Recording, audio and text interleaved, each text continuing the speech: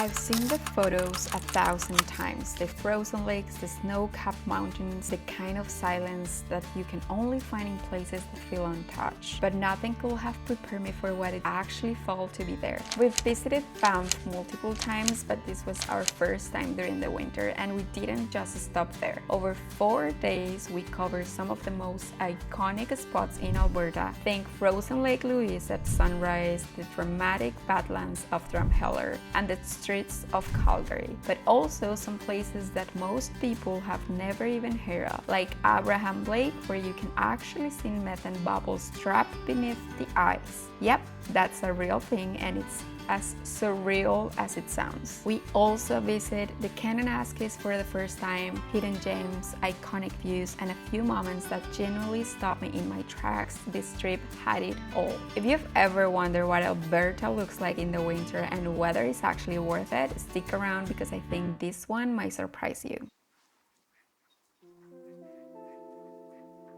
Guys, if you come this time of the year, it's recommended to have the ice plates or ice clappers. There are different names, I think, but these things so you can walk in the trails because they're very icy and you will definitely just be falling all the time. So we are here at Johnston Canyon, and even from the entrance you can see everything is just so icy, so bring these things.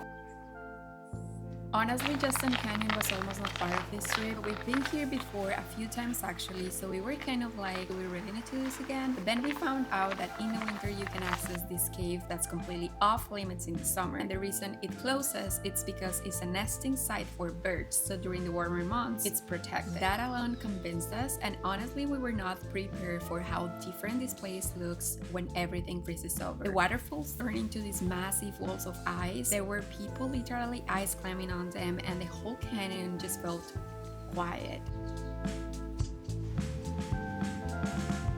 And the cave was completely worth it. It's not obvious or easy to find. It's about 1.5 meters before you reach the upper falls. But we were following the shoe prints, and if you find the way down, just be careful because it can get really tricky. It was so cool to see this hidden cave, and it was completely worth every hesitation we had about coming back.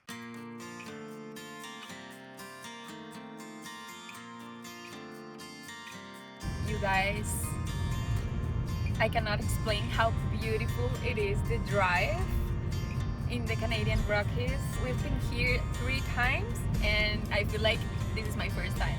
I mean, it's the first time in winter, so it looks different, but it's just so beautiful. Everywhere we look, we are literally just like, wow, it's so pretty. Okay, so this part of the trip wasn't even planned like this. Our whole itinerary kind of flipped once we got there because the weather was just so unpredictable. We kept checking conditions and realized if we didn't go now, we might not be able to go at all. So yeah, we made the call to drive all the way from Johnston Canyon to Abraham Lake that same day, and honestly, it has its pros and cons. The pros, the weather was amazing, like clear skies, sunny, the road was in great condition and barely any people in the place. It felt super peaceful, but the downside was we got there around noon, so the lighting wasn't ideal to really see the frozen bubbles at their best. And on top of that, it was way warmer than we expected, which meant the lake wasn't safe to walk on. So we couldn't actually get out to the spots where the bubbles are the most visible. And yes, you heard that right, frozen bubbles. If you've never heard about Abraham Lake, let me introduce you to this hidden gem. This place was actually one of the main reasons we wanted to come here in the winter. The lake is famous for this insane frozen methane bubbles trapped under the ice, so this is what we were hoping to see in full, and while we only caught a bit of it, it was still such a cool experience. Even just being out there in the mountains, the ice, and the drive together, it was 100% worth it. Okay, last but not least, and because winter days are short, our final 2 stops of the day were Peyto Lake and Bow Lake Lookout. Peyto has always been one of my favorite spots. It's such an easy short walk from the parking lot to the main viewpoint, and the payoff is just unreal. The view never gets old. We got there around sunset and it was so peaceful, hardly anyone around, just that quiet golden light over the mountains. I swear I could have stayed here for hours. It's one of those places that just makes you pause for a second and feel very grateful for nature, for moments like this, and honestly for how many beautiful places we have here in Canada. Oh my god, the day is coming to an end, but it's been beautiful. It has been fantastic. What has been your favorite part? I will say that the frozen lake, Abraham Lake. To be honest, no. Can I change it? Yeah, you can. I will say that driving. Oh Driving my through the gosh. Rockies. The That was driving fun. is insane. It's It is so insane. beautiful. I think, like, of course, like if you visit like all these places is beautiful, but just driving, Just the experience of driving through. literally just even if you don't stop anywhere, just the drive is beautiful.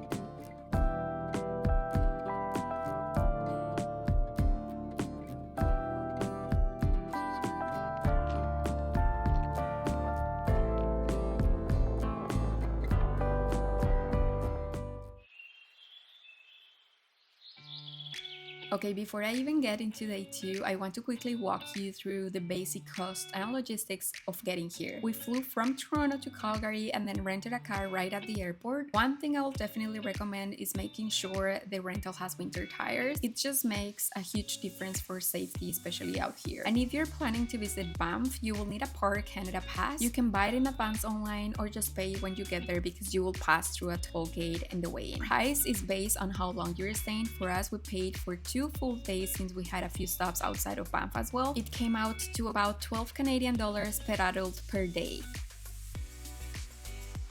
Good morning. Good morning. We are at this iconic spot that I'm sure you're gonna recognize once you see the videos. 7:50 in the morning. We got here, there were already some cars parked. The lake is completely covered in snow. We're just waiting for sunrise, but we're so happy to be back. Is it our first time watching the sunrise here? Yes, it is. Last time was in Moraine. Moraine Lake. Moraine Lake. First time seeing the sunrise at Here.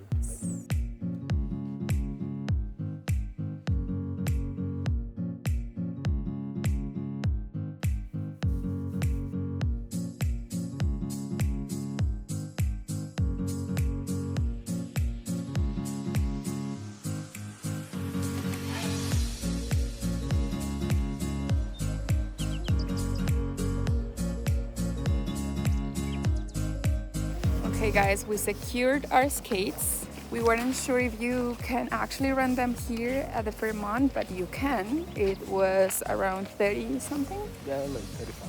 35 for 2 hours.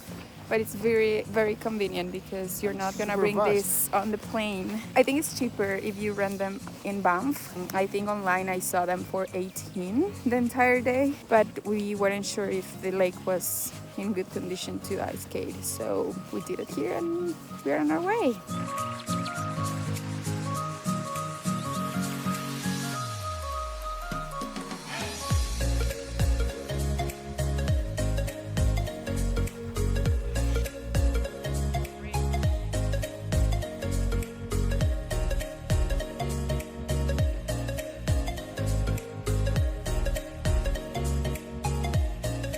Guys, this is so cool. There are ice sculptures everywhere, but this is the main one, the castle. It's in the middle of the lake. Like, I'm standing on the lake.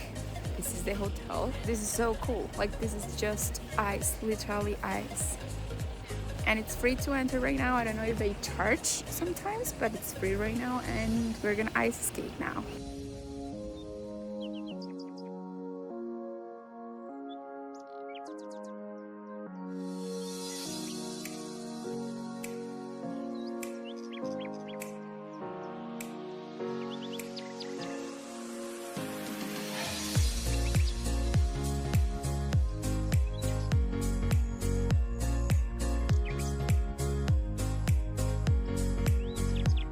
Okay guys, we made it to this iconic spot and we are waiting for the moment to take an iconic photo. If you come to Banff, you probably know about this place, but you have to be patient. You have to wait until the train crosses right there. It's gonna be worth it. We did it actually when we came For the first time. for, I think it was summer, got the Yeah, it train. was. Not the best picture at the time. No. Honestly, it wasn't No, the best no. picture, so we're gonna try But again it, this like time. like the experience of see the trip. Yeah, by it's the beautiful. mountains.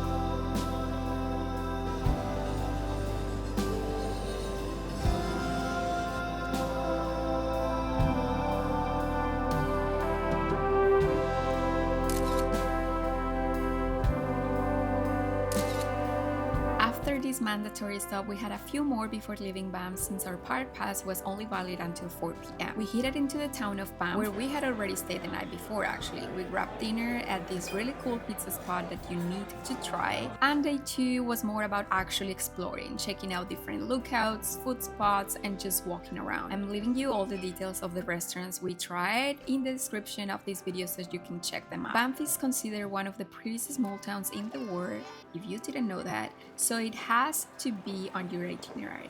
So we are tired, that's the truth. It's almost the end of the day. We have to leave the park by 4 p.m. Because tomorrow we are not gonna be in Banff. We have the permit to be in the national park until 4 p.m. But we are in our last stop of the day, which is beautiful. Every time does Paula tell me that she knows a spot. I'm gonna show you the spot. I'm gonna show you the No spot. kidding.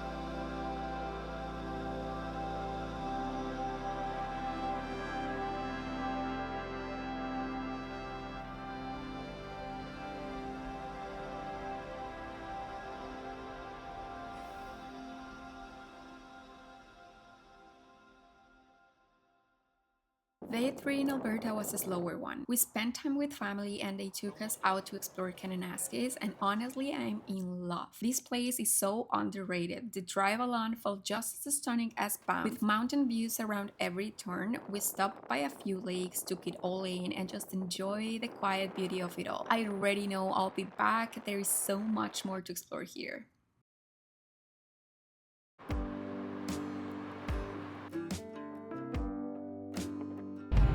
Good morning, guys. This is our last day here in Alberta. A lot of the itinerary changed yesterday and today, so we woke up really early today to leave to a place that initially wasn't on the itinerary. So the place we're going right now, it's in the opposite side than going to Banff. As you might see now, there are no mountains here. It looks really different. We still have 40 minutes to get to destination, and I'll show you once we're there.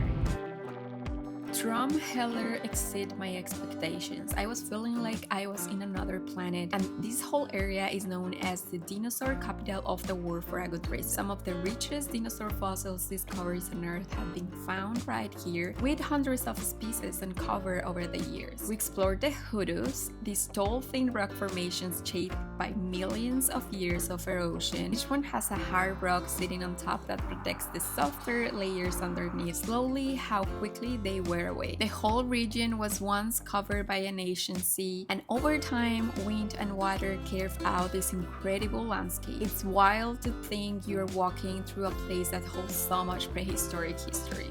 There is no entrance fee for this exact spot. You have to pay for parking, that's it. And then from here, you can go to the museum. One is like $20 per person. Unfortunately, today's Monday and it's closed, so we are not gonna be able to check it out.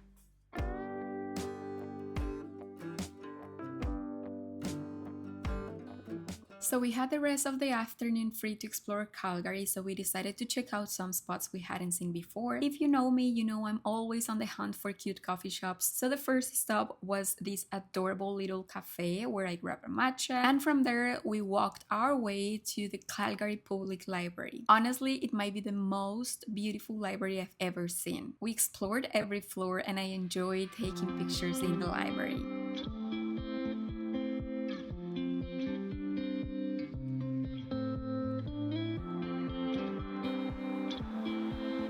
After that, we strolled through downtown and grabbed lunch at this amazing ramen spot. Like, you have to go. I think we tried some of the best places during this trip. Absolutely delicious. We wrap up the day catching the sunset from one of the city's best lookouts. If you know, you know, but I'll leave the name of this lookout here in the video and also in the description. And Calgary didn't disappoint. The sky put on a show just for us. It was beautiful. Hey guys, we made it to the end of the trip. It's been an amazing 4 days. We did everything from the mountains in Banff to the Badlands and then spending here the sunset in Calgary. This is the best way to end this trip. I hope you like this vlog and thanks for joining us. We'll see you on the next one. Don't forget to share and subscribe to the channel for more trips and let me know what you would like to see. See you on the next one.